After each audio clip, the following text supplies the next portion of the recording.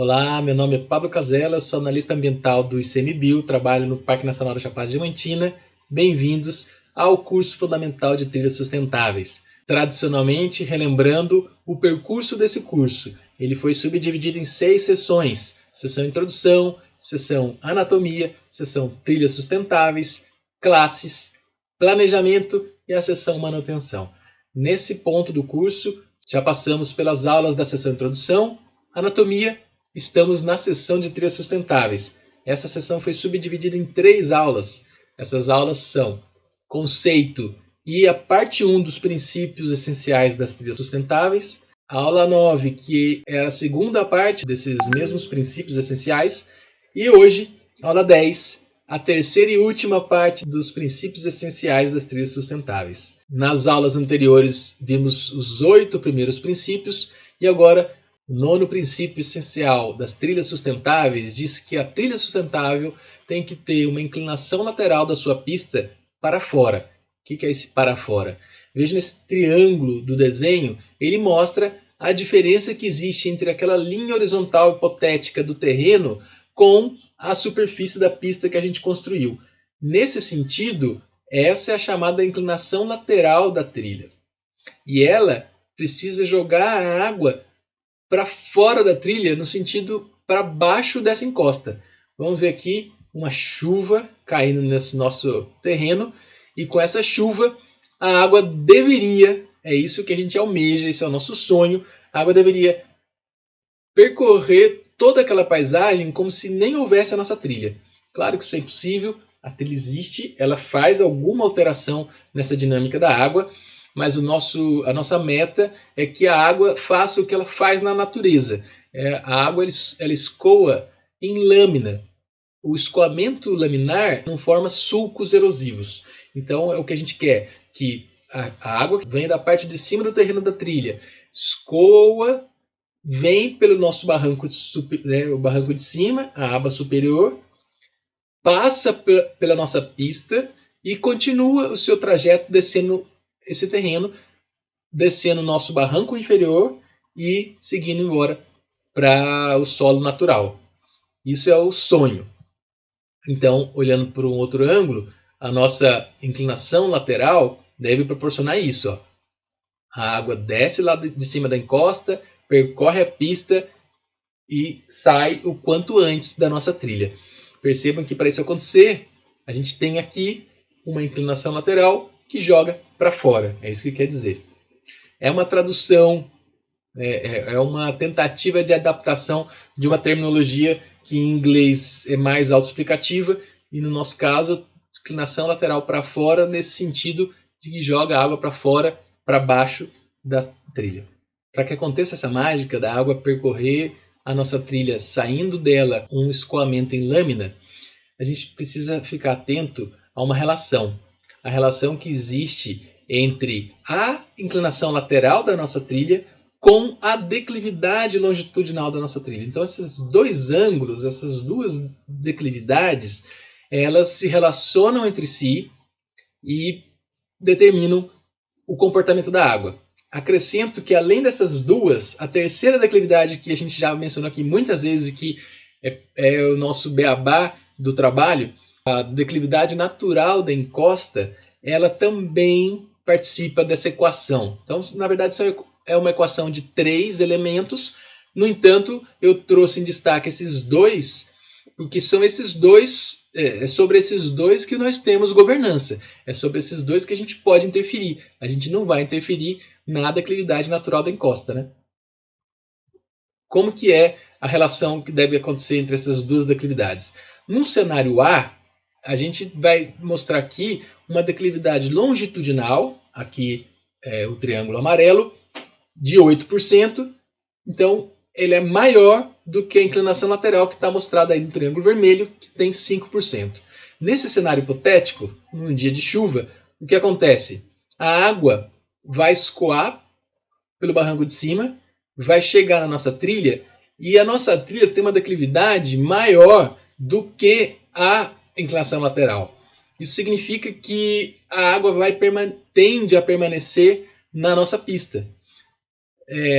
Pode não permanecer perpetuamente, pode ser que ela saia mais lá na frente, mas ela ficou mais tempo do que o desejado na nossa pista.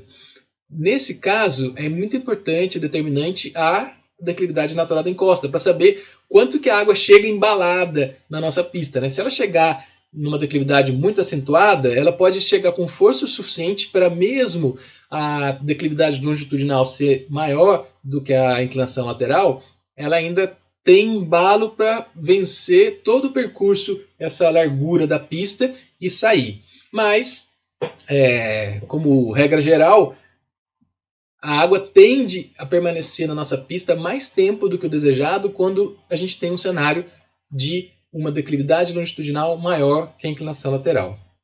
O cenário B, a gente trouxe aqui uma declividade longitudinal de 8% e colocou a inclinação lateral também com 8%, portanto elas são iguais. Chove, o que acontece? Num caso hipotético, sem obstáculos, sem micro-rugosidades do solo, do terreno.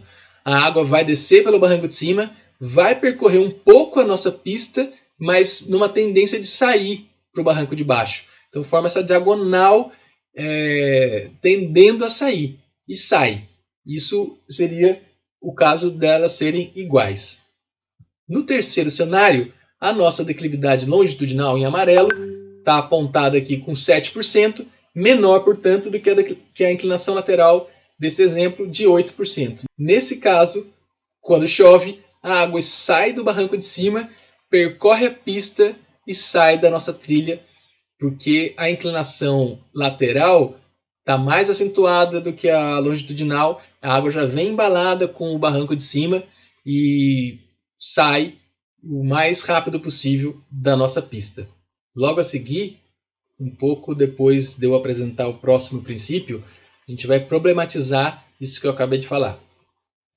O 10º e último princípio essencial das trilhas sustentáveis. Mas lembre-se, lá no início dos 10 princípios eu expliquei, não existe uma hierarquia entre esses 10 princípios. Não é o primeiro mais importante que o 10º. São todos equivalentes. Tanto que o 10º princípio é um dos que eu considero a assinatura de uma trilha sustentável. A trilha sustentável promove ondulações. As ondulações, como você está vendo aí nessa foto, elas também são chamadas de inversões de declividade. Veja por que nesse desenho.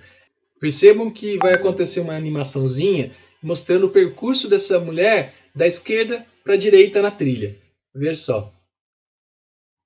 Nesse percurso, vejam que ela estava num primeiro trecho, bem pequenininho ali, mais ou menos plano, começou a descer, desceu e começou a subir.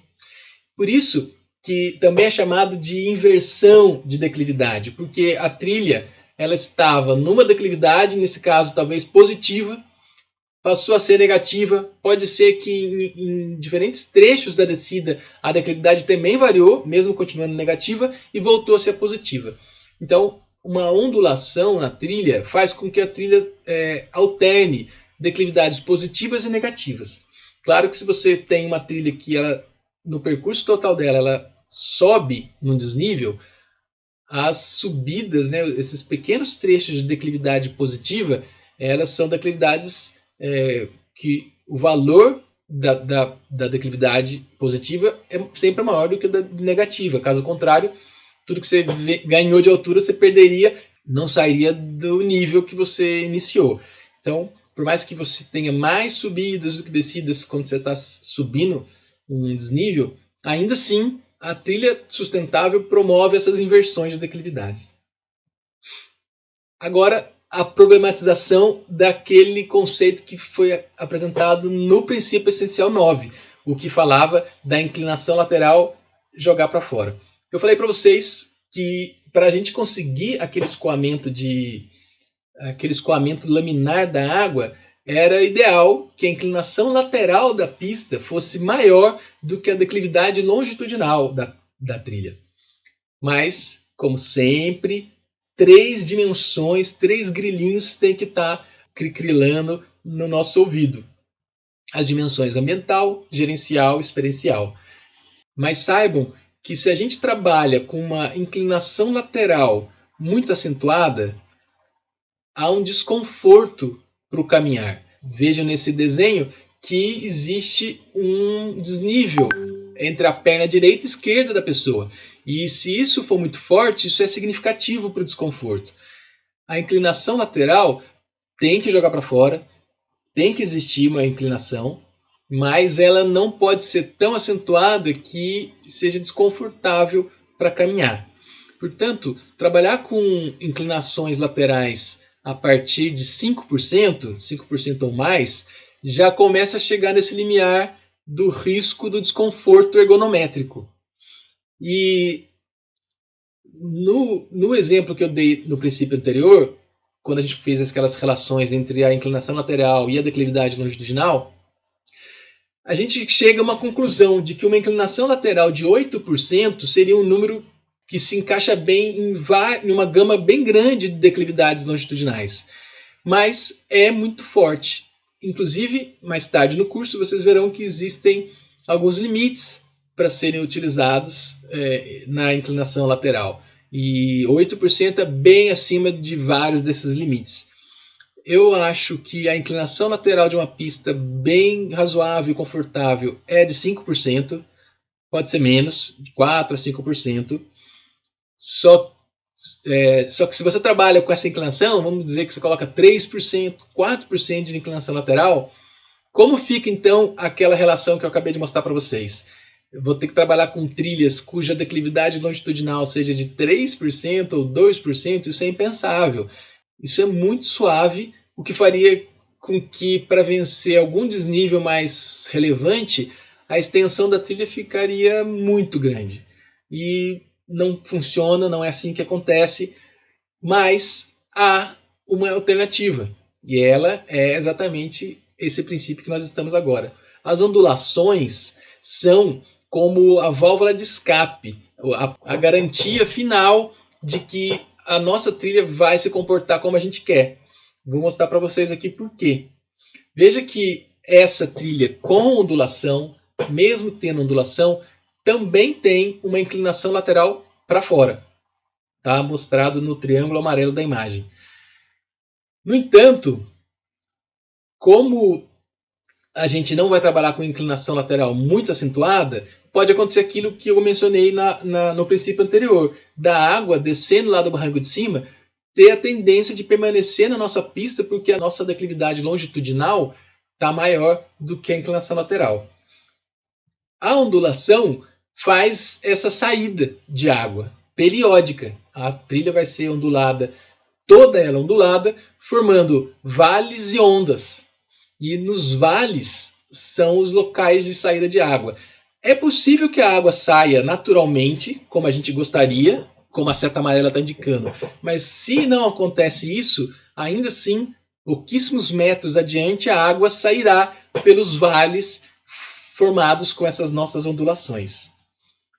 Vamos dar agora uma passeada aqui por algumas trilhas que são trilhas onduladas, para a gente ter uma ideia visual do que é essa ondulação ou quão acentuada é a ondulação. É importante entender que a ondulação que a gente menciona na trilha sustentável, ela não é artificial. A gente vai ver mais para frente no curso uma possibilidade de ondulações artificiais. Não é disso que se trata agora. Agora se trata de, naquele cenário ideal, né, a gente planejar e abrir uma trilha nova, a gente busca no próprio terreno essas ondulações. Então o trajeto da trilha, ele vai subir um pouquinho e descer um pouquinho no terreno. Ele procura essas ondulações que já existem, que elas podem ser encontradas no próprio terreno. Veja então quão acentuado deve ser isso. Um outro exemplo aqui no primeiro plano, o fotógrafo estava na trilha. Estão vendo que a trilha está saindo bem aqui do pé do fotógrafo e se estende lá na frente, toda formando ondulações. Mais uma, essa aqui já está mais difícil de ver porque ela desaparece 15, 20 metros ali na frente. Outra bem boa de ver. Mais uma, muito didática. Nessa foto, algumas pessoas se confundem com essas pedras que aparecem aqui no primeiro plano. E eu não conheço essa trilha, mas minha aposta é de que nesse ponto que tem essas pedras, percebam que à esquerda dela tem o que parece um canal de escoamento de água, né? Provavelmente desce água por aquele canal e para a água cruzar a pista sem danificá-la, eu suponho que as pessoas responsáveis por essa trilha colocaram essa cama de pedra só nesse trecho para que a água passe sem levar material da trilha. Mas o mais importante dessa foto é ver o desenho como um todo. É uma trilha muito bonita, assim, didaticamente ondulada. Vou aproveitar essa imagem para mais uma vez trazer as 3 dimensões para a nossa mente, para a gente ter isso sempre acordado. A ondulação, como eu apresentei para vocês, parece uma solução para uma dimensão ambiental, para um problema da dimensão ambiental, que é garantir o escoamento de água e, portanto, minimizar a erosão. É verdade, isso é real, mas a ondulação, ela é entre os 10 princípios essenciais, ela é um princípio que contempla muito bem equilibradamente as 3 dimensões. E eu quero ver se vocês concordam comigo. A dimensão gerencial, ela está muito intrinsecamente ligada à dimensão ambiental, né? Por quê? Porque geralmente você tem que intervir, fazer algum tipo de serviço, de trabalho, quando está tendo algum problema. Então, se você minimiza a possibilidade de erosão, você minimiza também a necessidade de manutenção dessa trilha. Além disso, como vocês vão ver mais tarde no curso, na parte que a gente fala sobre algumas medidas paliativas para resolver problemas de trilhas herdadas, algumas soluções clássicas que são feitas no mundo todo e no Brasil são soluções de drenagem, se resolver problemas de drenagem de uma trilha. E para isso a gente emprega algumas soluções paliativas. A ondulação, ela não necessita dessas medidas posteriores. Ela sozinha resolve a drenagem sem a necessidade de uma construção posterior de nenhum tipo de estrutura de drenagem.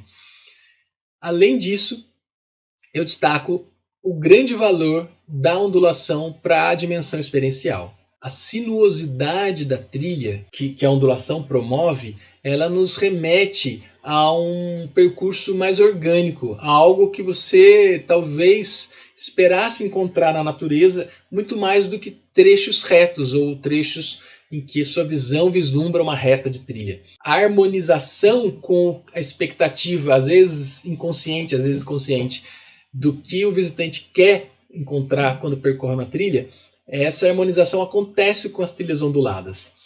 Outro elemento importante, ao fazer ondulações, de um determinado ponto da trilha, é comum que você não enxergue uma grande extensão da trilha.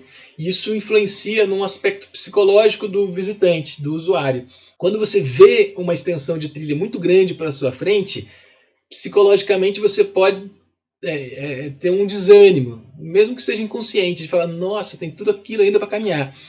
Por mais que você... Vamos dar um exemplo, né? Você tem uma trilha que você vislumbra 10 km à sua frente, e você olha esses 10 km, em toda a extensão dele, vai ter esse comportamento intuitivo, inconsciente, de que, nossa, tem tudo isso pela frente. Você poderia ter uma trilha de 10 km também, com a mesma declividade, que ela fosse ondulada, e na ondulação ela se esconde. A trilha vai se escondendo do visitante. De um certo ponto da trilha, você não vislumbra todo o trajeto. Então, acontece uma mensagem diferente. Acontece uma mensagem para o inconsciente de mistério, de o que será que tem ali depois daquela curva, o que será que tem depois daquela outra curva.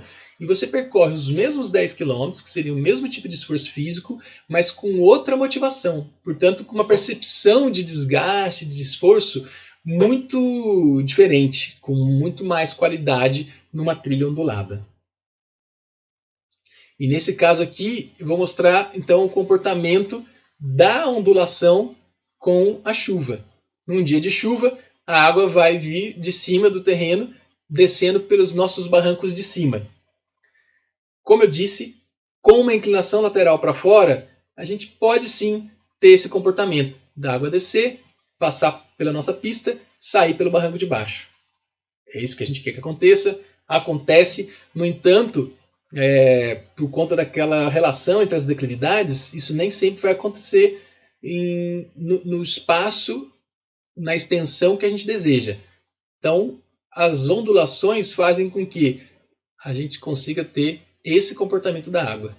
Percebam que ali na frente, 3, 4 metros na frente é um vale, e mais 3 metros na frente é a crista de uma onda. Depois, mais lá para frente, vai ter, né, mais um. Não tem uma regra de qual é a extensão dessas ondulações, mas nessas fotos deu para a gente ver pelo menos a ordem de grandeza do que nós estamos falando. E chegamos ao fim de mais uma aula. Agora finalizamos também uma sessão do nosso curso. Já finalizamos introdução, anatomia e acabamos de finalizar a sessão trilhas sustentáveis. Espero que vocês tenham gostado. Até a próxima!